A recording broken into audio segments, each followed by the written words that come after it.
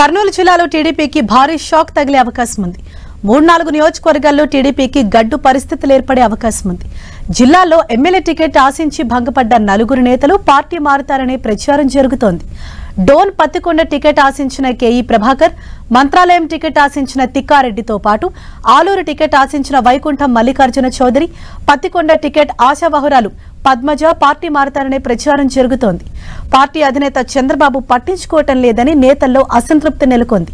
దీంతో ఈ 4 టీడీపీకి రాజీనామా చేసే యోచనలో ఉన్నట్లు సమాచారం. టికెట్ రాకపోవడంతో ఇండిపెండెంట్ గా పోటీ చేయాలని తిక్కారెడ్డిపై క్యాడర్ ఒత్తిడి చేస్తోంది. దీంతో 2-3 రోజుల్లో తిక్కారెడ్డి కార్యాచరణ ప్రకటించనున్నారు. మరోవైపు ఇప్పటికే కేఈ ప్రభాకర్ వైసీపీ అధిష్టానంతో టచ్లోకి వెళ్లినట్లు సమాచారం. వైసీపీ రీజనల్ కోఆర్డినేటర్ రామసుబ్బారెడ్డి అసంతృప్త నేతలతో టచ్లోకి వెళ్లినట్లు తెలుస్తోంది.